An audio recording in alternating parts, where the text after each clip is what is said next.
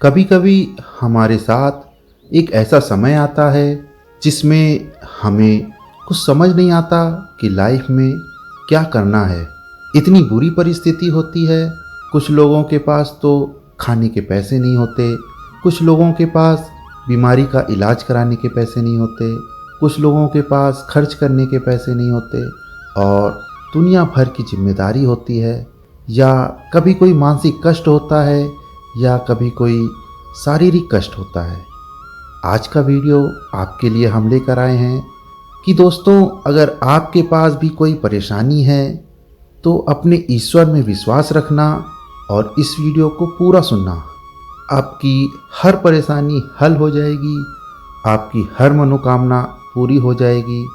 Video को like करना और चैनल पर नए हैं तो चैनल को सब्सक्राइब जरूर कर देना दोस्तों। और कमेंट में मुझे बताना कि कभी आपने ऐसा बुरा वक्त देखा है। दोस्तों, एक सेठ जी थे और वो बहुत ज़्यादा पैसे वाले थे। उनके पास बहुत सारी फैक्ट्रियाँ थी, बहुत सारे घर थे, नौकर चाकर थे, किसी भी चीज़ की कोई कमी नहीं थी। और एक दिन वो अपने घर में बैठे हुए थे। वो ईश्वर पर बहुत ज़्यादा विश्वास नहीं करते थे। आप ये कह सकते हैं कि वो नास्तिक प्रवृत्ति के थे और वो अपने काम से वापस आकर अपना हिसाब किताब कर रहे थे।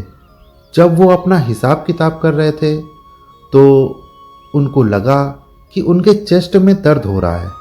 तो उन्होंने तुरंत फ़ोन किया और डॉक्टर की पूरी टीम आ गई। सारे चेकअप किए जो नेसेसरी चेकअप थे और उन्होंने कहा कि आपको कोई प्रॉब्लम नहीं है, आपकी सारी रिपोर्ट्स नॉर्मल है, आपको कोई चिंता करने की आवश्यकता नहीं है, केवल आप ये करें कि नींद की गोली लेकर सो जाएं। तो सेठ जी ने कहा, अगर कोई समस्या नहीं है, कोई परेशानी नहीं है, तो मुझे बेचैनी क्यों हो रही है? मुझे ऐसा क्यों लग रहा है कि कुछ छूट रहा है, कुछ मिसिंग है? इस तरह की तकलीफ़ क्यों हो रही है? रात बीती, सुबह का 3 बजा। सेठ जी अपने बंगले में टहल रहे थे। टहलते टहलते बाहर रोड पर चले गए और फिर थोड़ा लंबा चले गए। और जब लंबा चले गए तो उन्हें एक चबूतरा दिखा। वो उस पर बैठ गए। जब वो उस पर बैठे तो वहीं एक कुत्ता आया और वो उनकी चप्पल लेकर भागा। सेठ जी भी उसके पीछे पीछे भागे। अरे, मेरी चप्पल लेकर कहाँ भाग रहा है? और वो चप्पल को लेकर एक झोपड़ी के बाहर छोड़कर कुत्ता भाग गया। सेठ जी को लगा बड़ा अजीब है, कुत्ता वहाँ से निकला और मेरी चप्पल लेकर भागा और मुझे इतनी दूर भगाया, फिर छोड़कर भाग गया। सेठ जी चप्पल पहनने लगे, तभी उनको झोपड़ी से किसी के रोने की आवाज़ सुनाई दी। कोई स्त्री, कोई महिला बार बार ईश्वर को याद करके रो रही थी। पहले सेठ जी को लगा कुछ होगा, मैं अपने काम से काम रखता हूँ, और वो वहाँ से चल दिए। और जैसे ही वो वहाँ से चले, थोड़ा आगे बढ़े, उनके मन की जो बेचैनी थी वो बढ़ गई। उनके मन में आया, कहीं ना कहीं ये मेरी बेचैनी इस झोपड़ी से रिलेटेड तो नहीं है। उस कुत्ते के माध्यम से मुझे यहाँ तक लेकर आई। और फिर वो उस झोपड़ी के अंदर गए और पूछा, क्या हुआ बहन जी?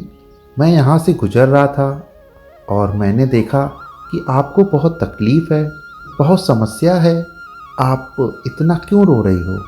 मैं आपके लिए क्या कर सकता हूँ? तो उस महिला ने बताया कि मेरे पति की तबीयत बहुत ख़राब है और हॉस्पिटल वाले ऑपरेशन के लिए पैसे मांग रहे हैं।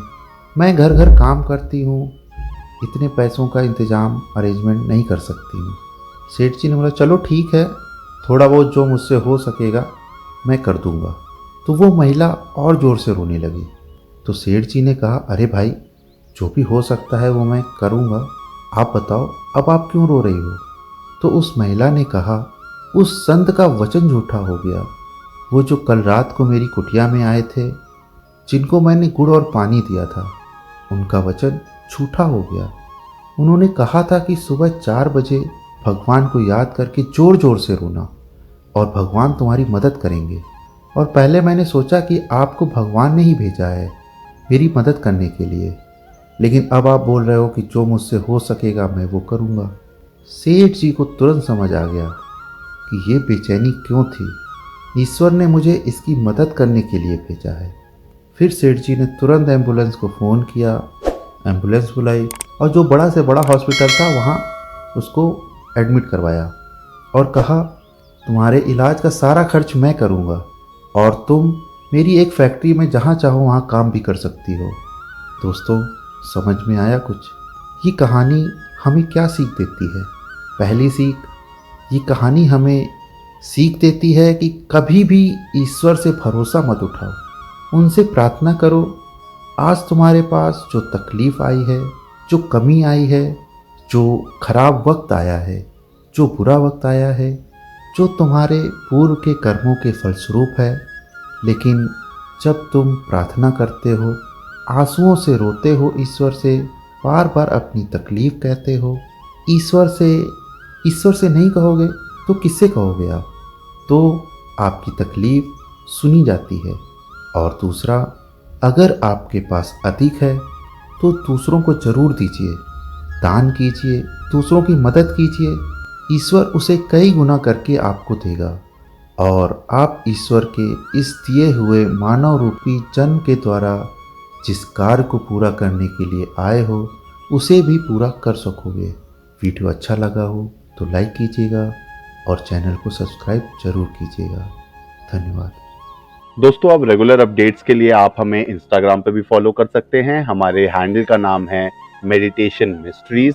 लिंक नीचे डिस्क्रिप्शन बॉक्स में भी दिया हुआ है और ऊपर स्क्रीन पे भी। ऐसे ही वीडियोस हम आपके लिए आगे भी लाते रहेंगे, तो चैनल को सब्सक्राइब करना ना भूलें और बेल आइकन जरूर दबाएं ताकि आपको हमारे रेगुलर नोटिफिकेशंस मिलते रहें। तब तक के लिए धन्यवाद।